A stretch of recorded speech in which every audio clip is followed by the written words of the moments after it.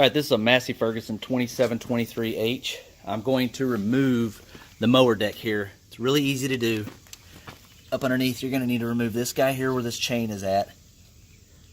Towards the front, you're going to remove this front bar, and you're going to remove this guy right here. You're going to need to do that on the other side as well. You're going to need to remove the chain on the other side as well.